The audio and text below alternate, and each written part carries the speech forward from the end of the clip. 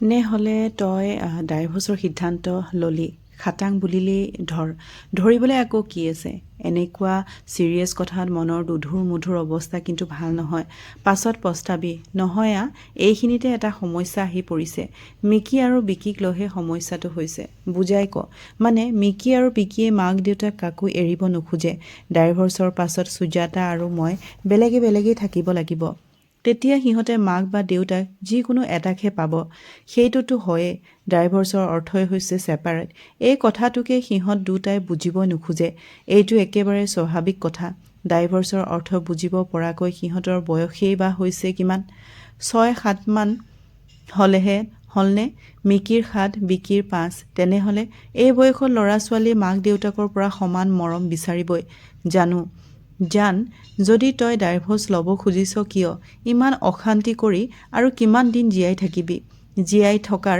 অৰ্থই বা কি সংসাৰ কৰিলে দুই এটা অশান্তি থাকিবই সেইবোৰ সহ্য কৰিয়েই জীয়াই থাকিব লাগিব নোৱাৰি আৰু সহ্য কৰিব পৰাহেঁতেন ডাইভৰ্চৰ সিদ্ধান্তই নল'লোৱে হয় তেনেহ'লে সোনকালে ডাইভৰ্চটো লৈ পেলা খেলা খতম ল'মতো ল'মেই পাৰিলে কাইলৈকেই ল'ম কিন্তু মিকি বিকিৰ কথাটোৰ কাৰণেহে মিকি বিকিৰ কথা চিন্তা কৰিলে তই ডাইভৰ্চ ল'ব কেতিয়াও নোৱাৰিবি গতিকে সিহঁতৰ কথা বাদ দে কিন্তু মই যে সিহঁতৰ দেউতাক পিতৃ হিচাপে মই সিহঁতৰ কথা চিন্তা কৰাটো মোৰ কৰ্তব্য চা তই এটা হাতেৰে দুটা খোল কেতিয়াও ধৰিব নোৱাৰ তই এটা শান্তিময় জীৱন কটাবলৈ হ'লে ডাইভৰ্চ ল'বই লাগিব আৰু তই মিকি বিকিৰ কথা চিন্তা কৰিবলৈ হ'লে এটা অশান্তিময় জীৱনে কটাই থাকিব লাগিব এনে ক্ষেত্ৰত তোৰ কৰণীয় কি তই নিজেহে বেছি ভালকৈ জানিবি নাই মোৰে কাম নকৰা হৈছে সেয়েহে তোৰ ওচৰলৈ আহিছোঁ পৰামৰ্শ বিচাৰি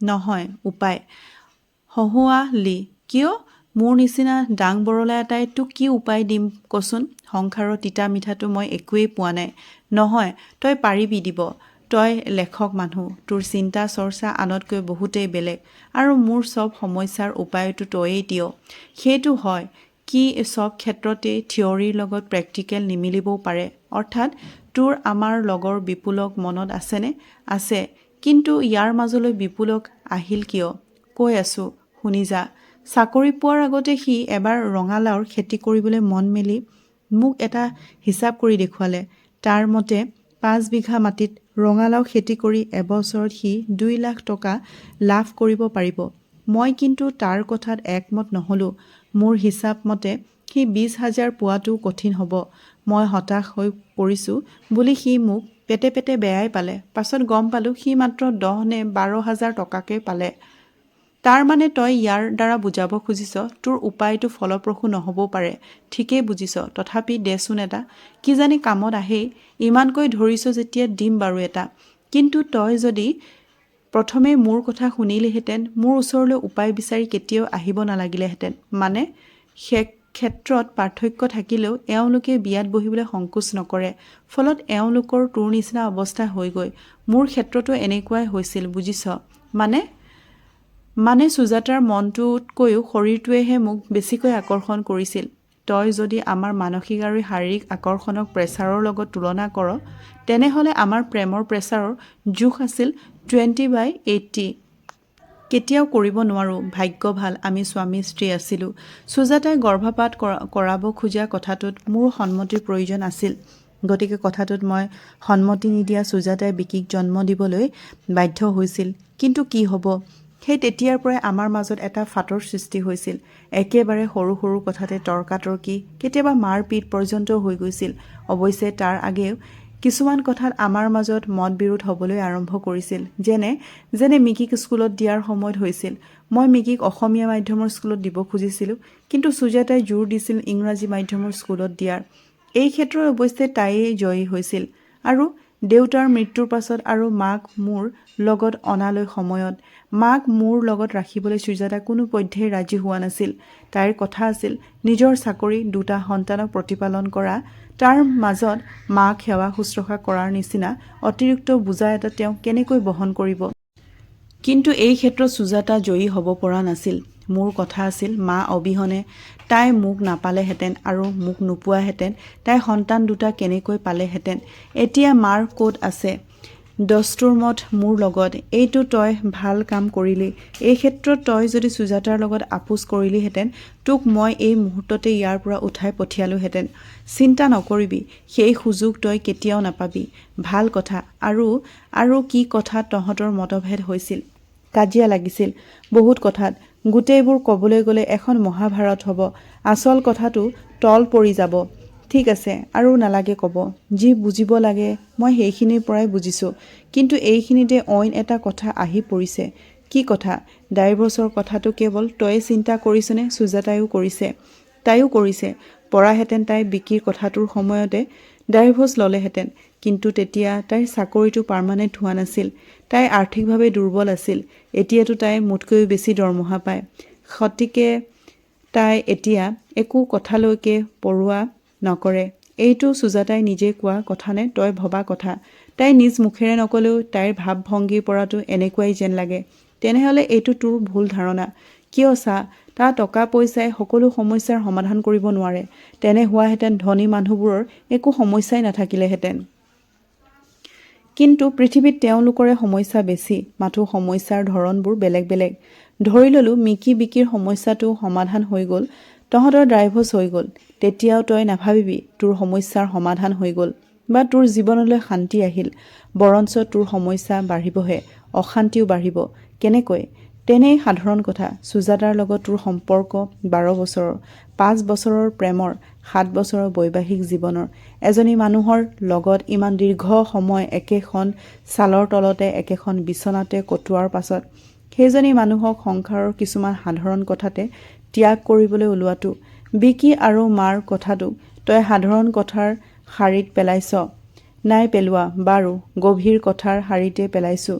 কিন্তু এই কথা দুটাৰ বিপক্ষে সুজাতাৰো কিছুমান সবল যুক্তি থাকিব পাৰে, যিবোৰ যুক্তি তই মই হয়তো সহজেই দলিয়াই পেলাব নোৱাৰিবও পাৰোঁ।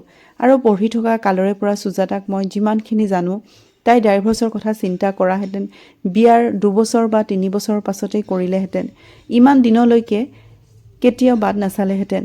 কাৰণ তাই তোৰ শাৰীৰিক সৌন্দৰ্যৰ প্ৰতি আকৰ্ষিত হৈ প্ৰেমত পৰা নাছিল। তোৰ আৰ্থিক দিশটোৰ প্ৰতিও তাইৰ নজৰ নাছিল। তই কেনেকৈ জানিলি? তই যেনেকৈ মোৰ ভাল বন্ধু, তাইও মোৰ ভাল বান্ধৱী। তোৰ দৰেই তাইৰ মনৰ কথাও মই ভালদৰেই জানো। তাইও আকৌ মোৰ দৰেই তোৰ ওচৰলৈ উপায় বিচাৰি আহিছিল নেকি? নাই অহা। হয়তো কেতিয়াও নাহিব। কেনেকৈ কলি? কাৰণ তাই সংসাৰৰ সৰু সুৰা সমস্যা আৰু অশান্তিবোৰ সহজভাৱেই ল'বলৈ শিকিছে। তই শিকা নাই। সুজাতাৰ কথা বাদ দে এতিয়া।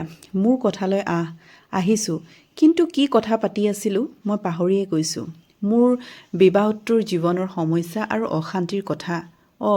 ডাইভৰ্চৰ পাছত তোৰ জীৱনলৈ প্ৰথমেই আহিব নিসংগতাৰ সমস্যা। প্ৰথম 2 দিনমান তোৰ নতুন অকলশৰীয়া জীৱন এটা ভালেই লাগিব। কিন্তু দিন যোৱাৰ লগে লগে তোৰ নিসংগতা সহ্য নোহোৱা হৈ আহিব। কিয়নো তই ইতিমধ্যেই পৰিয়ালৰ লগত সমূহীয়া জীৱনত অভ্যস্ত হৈ গৈছিলি। নিসংগতা দূৰ কৰিবলৈ তই হয়তো সুৰাৰো আশ্ৰয় ল'বলৈ পাৰ। তেতিয়া তোৰ সামাজিক স্থান অৱনমিত হৈ যাব। নানাজনে তোক নানান প্ৰশ্ন কৰি ব্যক্ত কৰি তুলিব। ডাইভৰ্চ কিয় ল'লা? পৰিবাৰৰ লগত কাৰোবাৰ কিবা গোপন সম্পৰ্ক গঢ়ি উঠিছিল নেকি? নে তোমাৰেই কাৰোবাৰ লগত থকা অবৈধ সম্পৰ্ক পৰিবাৰে ধৰা পেলাইছিল? সন্তান দুটা এতিয়া কাৰ লগত? তোমাৰ লগত নে পৰিবাৰৰ লগত? সিহঁতক তুমি লগ কৰিব পাৰানে? লগ কৰিবলৈ কোৰ্টে অনুমতি দিছেনে? পৰিবাৰক তুমি কিবা কম্পেনচেশ্যন দিব লগা হৈছে নেকি? যদি হৈছে কিমান? তুমি আকৌ কাৰোবাক বিয়া কৰোৱাৰ কথা ভাবিছা নেকি? অকল তোৰেই নহয়, সুজাতা আৰু মিকিৰ জীৱনলৈও হৰেক ৰকমৰ সমস্যা আৰু অশান্তি আহি পৰিব। যেনে আৰ্থিক দিশত নুভুগিলেও সুজাতাই আন কিছুমান দিশত নিৰাপত্তাহীনতাত ভুগিব। আমাৰ সমাজত নাৰী লোভী মানুহৰ অভাৱ নাই। সেই মানুহবোৰে নানা অছিলা লৈ তাইৰ ওচৰ চাপিবলৈ যত্ন কৰিব, তাইক অসৎ পথলৈ টানি নিবলৈ চেষ্টা চলাব। মিকি লগৰ ল'ৰা-ছোৱালীৰ লগত সহজ হ'ব নোৱাৰিব। কিছুমান সামাজিক ক্ষেত্ৰত সিহঁত হীনমন্যতাত ভুগিবলৈ ল'ব। এইবোৰে সিহঁতৰ মানসিকতাত প্ৰভাৱ পেলাব। সিহঁত খঙাল হ'ব, জেদী হ'ব, অন্তৰ্মুখী হৈ পৰিব। ধেৎ তেৰি, মই এইবোৰ কথা ভাবিয়েই পোৱা নাছিলোঁ। ভাবি চোৱাহেঁতেন তই ডাইভৰ্চৰ কথাটো মনলৈ নানিলিহেঁতেন। এইখিনিতে বেলেগ এটা কথা মনলৈ আহিছে। কি? তহঁত দুটাৰ মাজত এতিয়া শাৰীৰিক সম্পৰ্ক ঘটে নে নঘটে? ঘটে, নিয়মিত ঘটে। তেনেহ'লে মই এতিয়া কি কৰোঁ? মোৰ মতে তই ডাইভৰ্চ নোলোৱাটোৱেই শ্ৰেয়। কি? তহঁতৰ মাজত সৰু সুৰা খুটখাট তৰ্কাতৰ্কি কাজিয়া পেচাল লগাৰ বাহিৰে বাকী দিশত তহঁতেতো স্বাভাৱিক জীৱনে কটাই আছ। একেলগে খাইছ, ফুৰিছ, বজাৰ কৰিছ, মন্দিৰলৈ গৈছ, জইণ্ট একাউণ্ট খুলিছ, জীৱন বীমাৰ পলিচি কৰিছ, আনকি নিশা একেলগে শুইছ। এইখিনিতে এটা নতুন কথা মনলৈ আহিছে। কি? তই অলপ আগেয়ে কৈছিলি নহয় সুজাতাৰ লগত তোৰ নিয়মিত যৌন সম্পৰ্ক স্থাপন হৈ আছে। কৈছিলোঁ। তহঁত দুয়োটাৰ মাজত যে প্ৰকৃত মনোমালিন্য ঘটা নাই, তহঁত দুয়োটাই যে কোনেও কাকো অন্তৰেৰে ত্যাগ কৰিব খোজা নাই, এই কথাটোৱেই আটাইতকৈ ডাঙৰ প্ৰমাণ। ইমান পাক লগাই কথা নকবি। চিধা চিধি ক।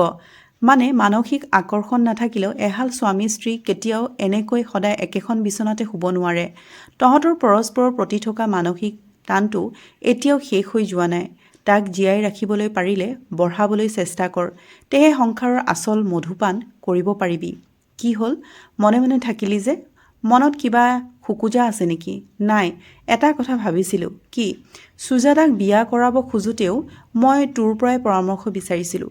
তেতিয়া মই তোৰ কথা মনা নাছিলোঁ আৰু এতিয়া সুজাতাক ডাইভৰ্চ দিব খুজি তোৰ পৰাই উপায় বিচাৰি আহিছোঁ। এইবাৰ পিছে মোৰ কথা মানিবিনে নাই? নামানিলে তই বেয়া নাপাবি। জানো নাপাওঁ। তেনেহ'লে মানিম। বন্ধু বান্ধৱীসকল, কাহিনীটো শুনি কেনেকুৱা পালে কমেণ্ট কৰি জনাব। ভাল লাগিলে লাইক এটা কৰি দিব আৰু মোৰ চেনেলটো ছাবস্ক্ৰাইব কৰা নাই যদি ছাবস্ক্ৰাইব কৰি দিব। আজিলৈ আহোঁ। ধন্যবাদ।